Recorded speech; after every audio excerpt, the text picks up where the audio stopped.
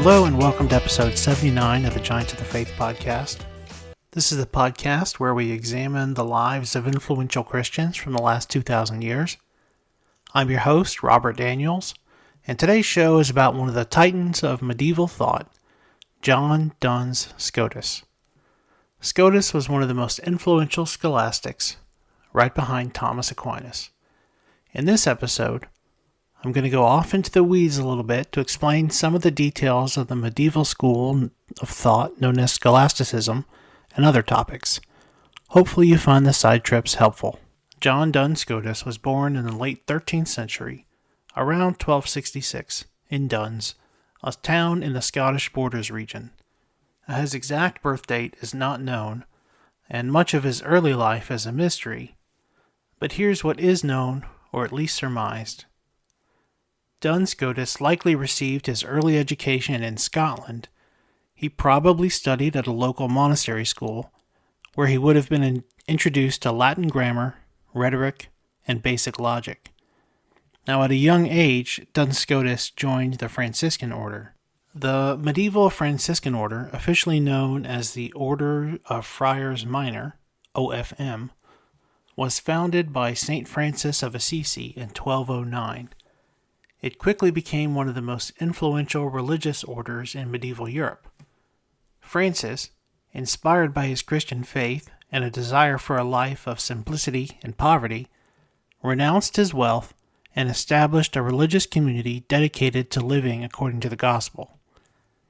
Francis formulated a simple rule for his followers, emphasizing poverty, humility, and service to others. The Franciscans lived a life of radical poverty, relying on the generosity of others for their sustenance.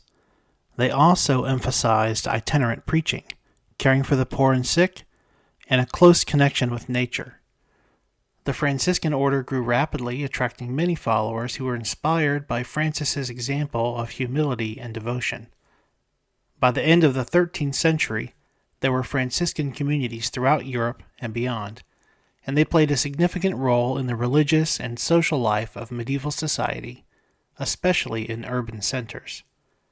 Now, as the order expanded, it experienced internal divisions over how strictly to adhere to the rule of poverty. The Franciscans became divided into different branches, including the conventual Franciscans and the observant Franciscans. Now, the latter, also known as the spiritual Franciscans, advocated for a stricter observance of poverty, and they were associated with reform movements within the order. Despite their commitment to poverty, the Franciscans also made significant contributions to scholarship and education during the Middle Ages.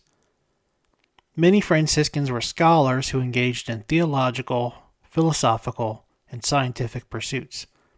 The Franciscan intellectual tradition produced notable figures such as Bonaventure, Alexander of Hales, and of course, John Duns Scotus. The Franciscans were active in missionary efforts as well, both within Europe and in regions beyond, including the Middle East and Africa. They played a key role in spreading Christianity to new territories and engaging with people of different cultures and religions. The order left a lasting impact on medieval society, not only through its religious and charitable activities, but also through its intellectual and cultural contributions. Now, John Duns Scotus continued his education at the University of Oxford, where he studied theology and philosophy. Oxford was one of the leading academic centers of Europe at the time, and it still is, of course, and it provided him with a rigorous education in the scholastic tradition. During his time at Oxford, Duns Scotus would have been exposed to the intellectual ferment of the scholastic period. He would have encountered the works of influential thinkers such as Thomas Aquinas, Roger Bacon, William Ockham, whose ideas would have had a profound influence on his own philosophical and theological development. The scholastic school of thought was a philosophical and theological movement that flourished in Western Europe between the 11th and 17th centuries. It aimed to reconcile faith with reason, particularly by integrating Christian theology with classical philosophy, primarily the works of Aristotle. Now, the giant of scholasticism who we've already mentioned as Thomas Aquinas, who, Lord willing, we'll look at in a future episode. Now, as I mentioned, scholasticism sought to harmonize the truths of faith with the discoveries of reason. It aimed to demonstrate the compatibility between Christian doctrine and the rational inquiry of philosophy. Scholastics believed that reason and logic were essential tools for understanding the natural world and for uncovering theological truths. They often employed rigorous logical methods, including dialectics and syllogistic reasoning in their arguments. A dialectics is a method of argumentation and logical inquiry that involves the exchange of propositions and counter-propositions in order to reach a conclusion. In scholasticism, dialectics was used to engage in philosophical debate, often with the aim of resolving disagreements or exploring complex topics. Dialectical inquiry typically involves a back-and-forth exchange of ideas between two or more parties. Each party presents arguments, objections, and counter-objections, leading to a deeper understanding of the topic under discussion. For example, in a dialectical discussion about the existence of God, one party might argue for God's existence based on the concept of a first cause, while another party might object by raising the problem of evil. The discussion would continue with each side presenting further arguments and rebuttals until a conclusion is reached or an impasse is encountered.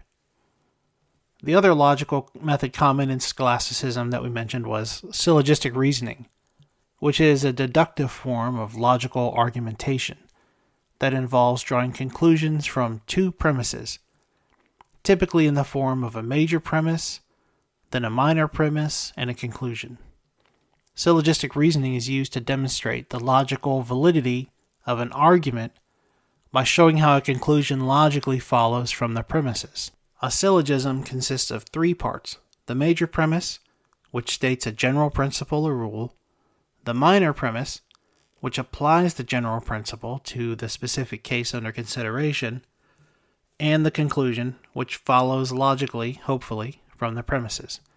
So here's an example. Major premise: all humans are mortal. Minor premise: Socrates is a human.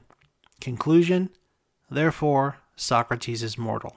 While scholastics relied heavily on the works of Aristotle, they also drew on the writings of other ancient philosophers such as Plato and Islamic thinkers like Avicenna and Averroes.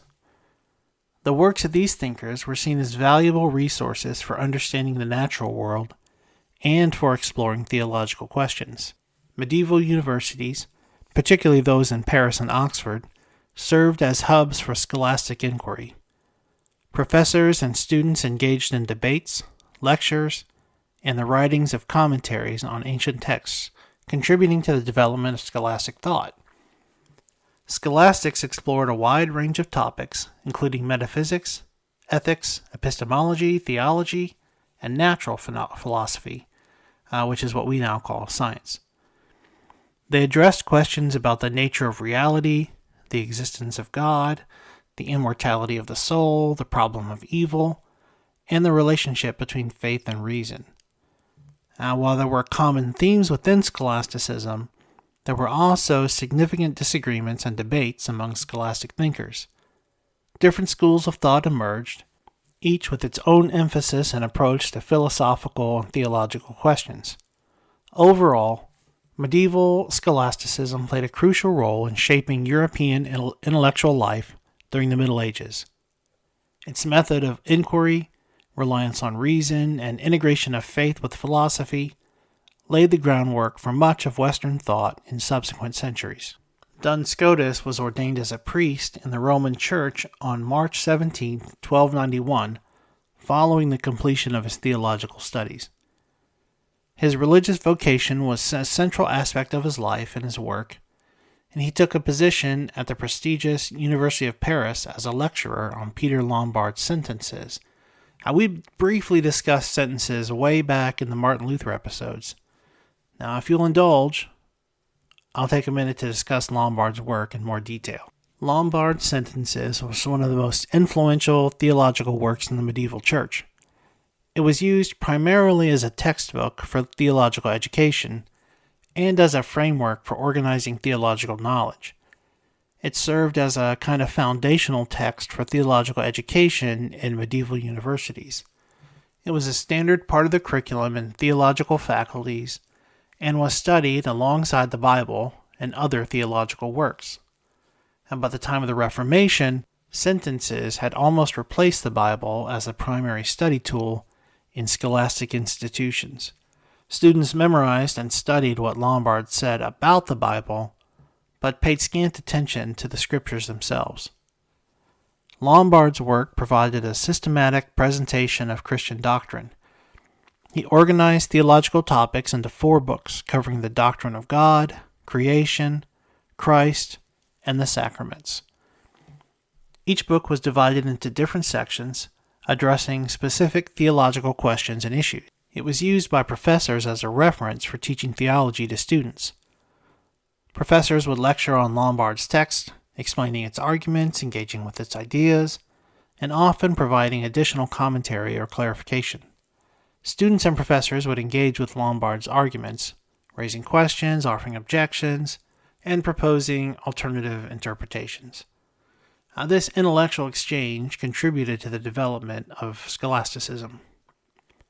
Lombard's work carried significant authority in theological discussions and disputations, which were formal debates held within universities. Students and scholars would often cite Lombard's sentences as a source of authority to support their arguments during these disputations.